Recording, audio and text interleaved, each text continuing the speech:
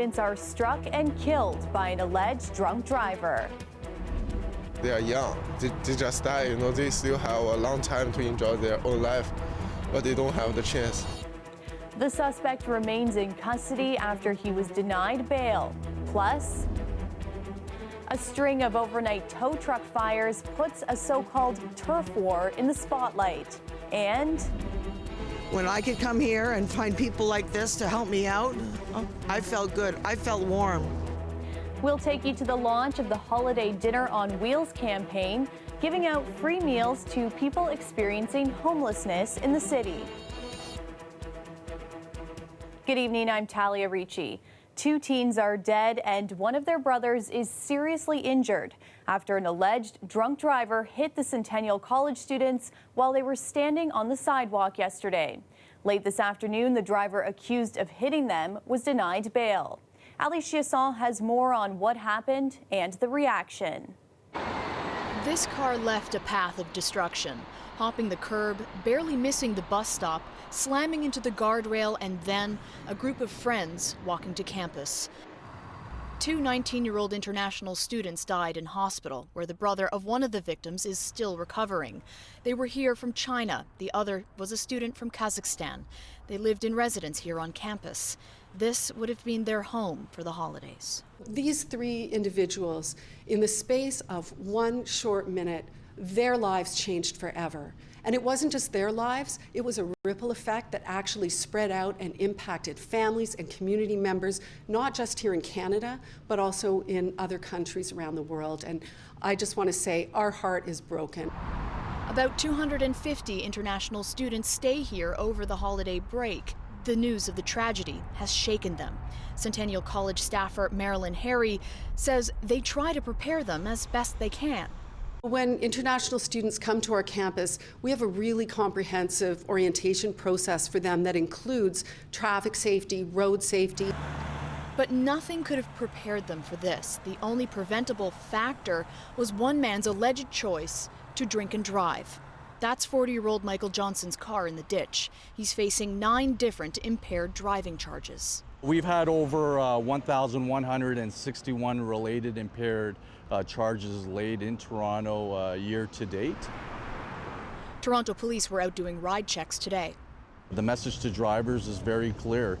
If you're going to get behind the wheel of a vehicle, you have to have 0 alcohol, 0 drugs on board, and you have to have an undivided attention while operating such. Efforts have been made to make the area safer. The speed limit was reduced to 50 recently. I really look forward to the college continuing to work with the city to make those streets safer. But no matter what safety measures get put in place, police always say it's driver behavior that needs to change, or else this will keep happening. We are just from the same country and they are young. They just died. They still have a long time to enjoy their own life, but they don't have the chance. It's a very sad thing. The parents will definitely, the parents will be very sad. Jack Wang is an international student just like the young men involved in the crash. I don't know how to say, but I just going to pray and show my respect. The driver, 40-year-old Michael Johnson, was denied bail this afternoon and remanded back into custody. In the meantime, the families of Damir Hussein and Wei Ji-ju Lee are grieving on the other side of the world. And locally here, a memorial grows with flowers from their classmates. Ali Chiasson, CBC News, Toronto. York Regional Police have charged a 37-year-old man with impaired driving after a concerned citizen called 911 to report his behavior on the road. There's a guy in a vehicle who's drunk out of his mind. Where? Bathurst and Bloomington. Okay, and which direction did he go? The green Subaru Outback. Green Subaru Outback? What's the license plate? He hit a car. He almost hit a car. Vehicle is on file as stolen. Then vehicle on file is stolen. Police were called to Bathurst and Bloomington 2 weeks ago. The caller continued to follow the vehicle until police were able to locate it. The driver was arrested for impaired driving, and through further investigation, officers discovered that the vehicle was stolen and there was stolen property inside. The man is also charged with assault after spitting at a firefighter and a police officer while in custody. I think we're constantly shocked that we're still seeing anyone making the decision to get behind the wheel after they've been drinking.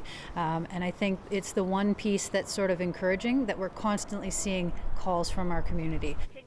So far this year, more than 3,000 people have called York Regional Police to report a suspected impaired driver. Police are asking everyone to keep up the good work this holiday season, and anyone who sees anything suspicious to call them. Toronto police are asking for the public's help tonight to find a missing 12-year-old girl. Lucia Lee was last seen this afternoon in the Leslie Street and Finch Avenue East area in North York. She's described as 5'3", 100 pounds with long black hair. She was last seen wearing a purple winter jacket and black pants. Police have a command post set up at Crestview Public School. They say they're concerned for Lee's safety because of the cold weather. Anyone with information is asked to contact police or Crime Stoppers. Toronto police have charged a 29-year-old man in the death of a woman on Harbord yesterday afternoon. Emergency crews were called to a boarding house near the corner of Brunswick Avenue and Harbord Street. They found the victim with head injuries. She was rushed to hospital where she later died. Police have identified her as 51-year-old Julie Berman.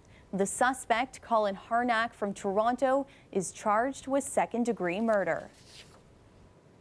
At least 5 tow truck fires were sparked last night all over the GTA, and this comes on the heels of the Truck Driver Association asking the province for stricter guidelines to put a stop to infighting in the industry. Natalie Nanowski has more. This one was so bad, part of the home caught fire. All the people that lived in the house were evacuated. And just a few blocks over, this one destroyed the whole front of the pickup. Firefighters had their work cut out for them. There were 5 of these fires between the hours of 3:30 and 4 a.m. 3 in North York and 2 in Richmond Hill. Authorities are staying away from confirming whether they're linked. They're obviously very similar, but as far as suspects involved, both our incidents happened right at about the same time. So in this case, we do believe there's potentially more than one suspect involved. As for the Tow Truck Drivers Association, the answer is clear: infighting due to a lack of regulation about who works where, when. As different parties move in and out of the area, there's the turf war. This driver that CBC Toronto spoke with last week says he's been assaulted both on and off of the job.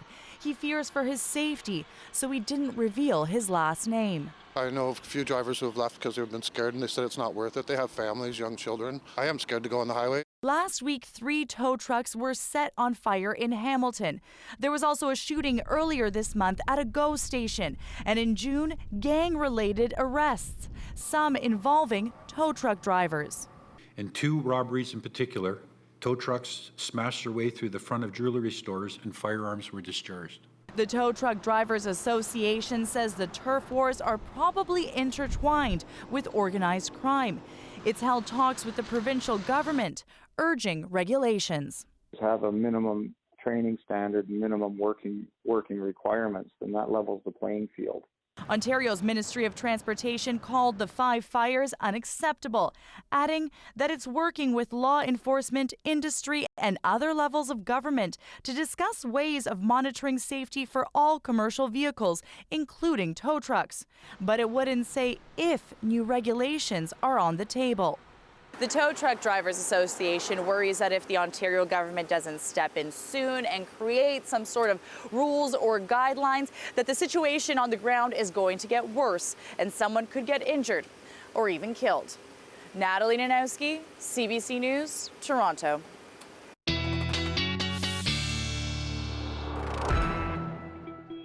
Meteorologist Nick Sternkovich joins us now for a first look at our forecast.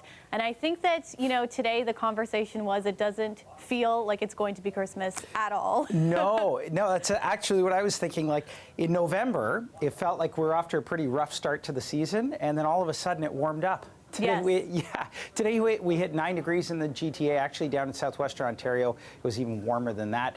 I want to show you what some of the temperatures were through the afternoon. 11 in Windsor, 9 in the city of Toronto, 10 down in London, 8 in Hamilton, well above the seasonal mark. And that trend actually continues as we move through the next few days. Now, these numbers will change a little bit, but we're looking at double digits down in southwestern Ontario and temperatures through the 26th and into the 27th on Friday, into the mid to maybe even high single digits across parts of southern Ontario. In terms of sunshine, we've got clear skies for tonight. By tomorrow morning, look for some sunny skies. However, some cloud cover is moving in as we move through Wednesday morning. That's Christmas Day and into Boxing Day as well. So it looks like it's going to be cloudy, but nonetheless pretty mild in the forecast coming up over the next few days. For the next 24 hours, here's a look at your forecast. -4 tonight, 0 for tomorrow. Gets even warmer in the long range. Full details coming up in a bit. All right, we can't complain about that. Thanks, Nick. You bet. Thousands of Toronto residents are spending the holidays without a home as the city continues to struggle with a crowded shelter system and a housing crisis. To help people living on the streets, one group of Muslim volunteers is spending the Christmas season giving back. Our City Hall reporter, Lauren Pelly, has the story. On this brisk night in Moss Park, dozens of Muslim men have turned a folding table into a makeshift kitchen, filling hundreds of containers with warm meals for Toronto's homeless. This is one place. It's around St. Lawrence Market. This volunteer shows us the routes teams will be taking to crisscross the city. And we're covering most part of the downtown itself. Each car gonna have about 3 to 4 volunteers, and they're gonna distribute about 40 to 50 boxes each. So that comes to about 500 boxes. We try to do what we can to give back to the community at any given moment throughout the year. The group plans to hand out food on both Christmas Eve and Christmas Day as well. Even as Muslims don't celebrate Christmas per se, but we like to have time with our families. And this is another way for us to give back in the communities where we live. And really, it's the family of humanity. And there's no shortage of people in need. It's unfortunate that we have to do this, but it is a reality that we have to face and deal with. Their efforts come as the city struggles with a homelessness crisis. Advocates estimate more than 9,000 people are homeless on any given night. And even though Toronto's City Council has added more and more beds, the latest city numbers show the shelter system is bursting at the seams. It is about the humanity of making sure that people receive the support they need. Earlier this month, Mayor John Tory told us the city has plans to help, including pushing for more funding from higher levels of government. And it is not going to be resolved by adding more shelter beds. It is going to be resolved by taking some of the people who are in the shelters, who properly should be in affordable housing for sure, and in many cases supportive housing, and making sure that's available to them. In the meantime, without a clear fix in sight, these volunteers say they'll keep giving back. This is a huge issue in Toronto, where people are unfortunately have to live on the street. They don't have shelter, food, warm clothes, and all that stuff. So we're trying our best to serve them. Lauren Pelly, CBC News, Toronto. And our Sounds of the Season fundraiser continues. So far, you've helped CBC Toronto raise more than $717,000 for the Daily Bread Food Bank. You've also helped us raise almost 16,000 pounds of food. Thank you to all who have donated. And if you haven't donated yet, don't worry, you still can, either online at cbc.ca/sots, or you can drop off canned goods here at the Broadcast Centre. We'll collect donations until the end of the month. Here comes Hyunjin Ryu. He strikes him out. The Blue Jays have a new ace. Coming up after the break, we'll introduce you to Korean sensation Hyunjin Ryu. He would be Michael Jordan plus Tiger Woods plus Jay-Z, all of the above combined together.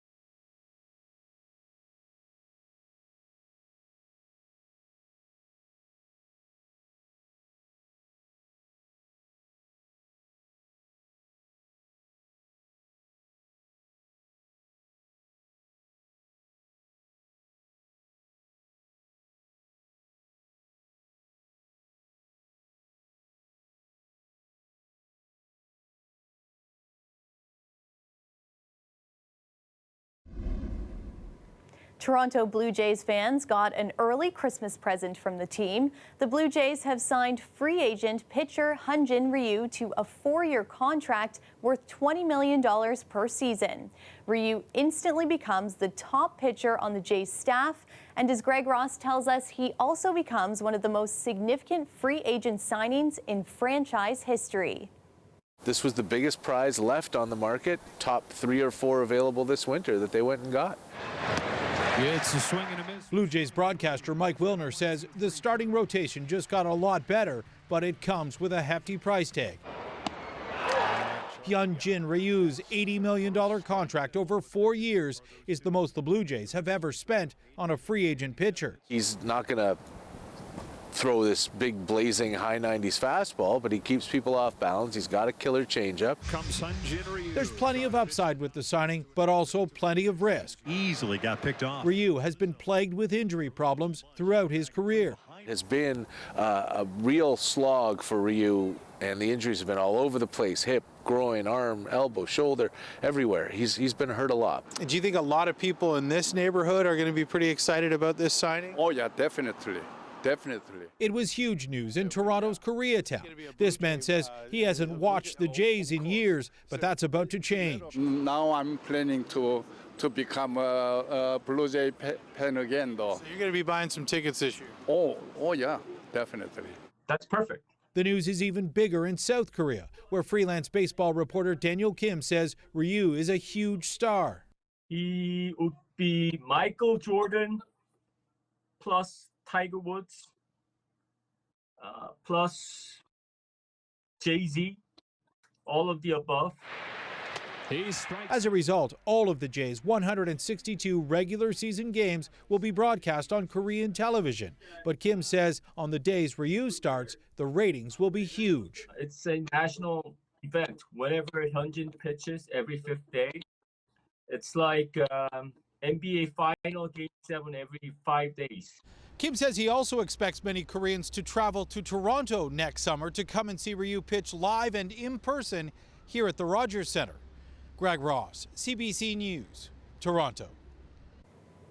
And a rare midday game for our Toronto Maple Leafs with their sights set on the youth.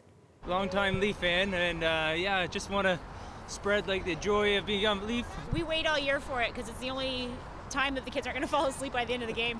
I think it's a little too late. Yeah. Go Leafs, go! Go Leafs, go!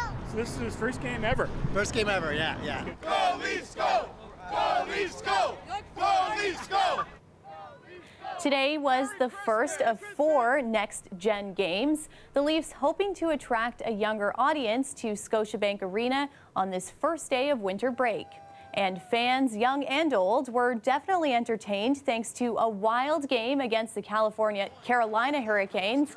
It was back and forth for most of the game, but the Leafs pulled out a win in the end with a score of 8-6, the team's 5th straight win. A live shot of our skyline tonight. After the break, we'll check back in with Nick for your full Christmas forecast. Stay with us.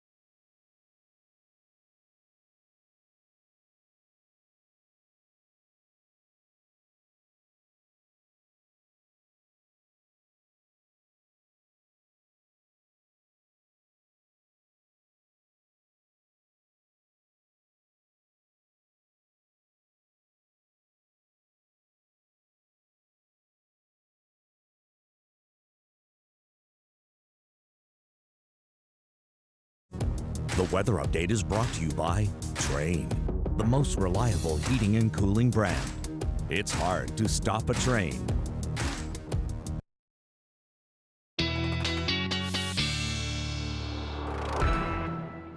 Nick's back now with our extended forecast, and I think at this point, realistically, we can only dream of a green Christmas. I think so. You know, I was up north of the city just a few days ago. Lots of snowfall in that sort of traditional snow belt. That would be nice. Yeah, it was nice. But as soon as you head down south, say south of the 407, it's green. And it's going to be green. Yeah, that's actually part of my headlines here. Sunny for tomorrow, at least partly sunny. Green Christmas, though, in the forecast. A Boxing Day mix, and I'm going to talk to you about that in just a sec. For some areas around the city of Toronto, you may see some icy roads toward the end of Boxing Day. We'll get to that in a second. Let's look at the forecast here for tomorrow. So heading through tonight into tomorrow, generally clear skies. I think the model here is overdoing the cloud cover a bit, but generally clear skies. We'll see some sunshine for the morning. Into the afternoon, a mix of sun and cloud across the GTA. Then, broadly speaking, through Christmas, we're looking at cloudy skies across southern Ontario. That carries through into Boxing Day as well on Thursday. But you see this sort of starting to pop up right there. That's that freezing rain I was talking about. For us in the city of Toronto and areas southwestward, it looks like rain showers, but areas north of the city of Toronto and to the east, especially through the afternoon and evening on Thursday, look for the risk of some spotty freezing rain as we head through the afternoon hours. For tonight down in southwestern Ontario, temperatures at -2, -3 degrees, wind chills of about -5 to -8. For tomorrow, not a bad looking day. There's a look at the sunshine. Temperatures to about 3-4 degrees. Gets a little cooler toward the Golden Horseshoe, but still at or above seasonal for most places. They're overnight tonight down in the city of Toronto and surrounding areas. We're looking at temperatures of -4 degrees. With the wind chill, though, it's going to feel like about -9 across the region. Heading into tomorrow, again, most of the sunshine for tomorrow coming for the morning, then into the afternoon, a mix of sun and cloud. Winds are going to be out of the east, though, and that's what's helping to keep us kind of cooler with that easterly breeze off of the water. Temperatures hovering just around that 0 mark for tomorrow, but it does get warmer in the long-range forecast. So starting with Wednesday, of course, that's Christmas Day. Look for cloudy skies, temperatures at 4 degrees, and in fact, even our overnight lows at 1. And then into Thursday, there's a look at the rain showers. Now, Thursday, again, not a lot of rain, but rain showers in areas to the east and north in particular around the GTA. Could be some icy roads in those places. And then into Friday, temperatures up to 6 degrees. I might even bump that up tomorrow. We'll have to look at the models. And into Saturday, above 0 once again. Talia. Well, I'm sure a lot of people would have liked to have seen just some snow right on Christmas Eve and Christmas Day, but what can you do? Yeah, it's seasonal, but you know what? It's better than if I put a minus sign in front of these things. You're right. -14. Yeah. Thanks for that, Nick. You bet. After the break, we'll take you to an animal shelter in Mississauga, where a group of dedicated volunteers are helping prepare the animals for adoption. Stay with us.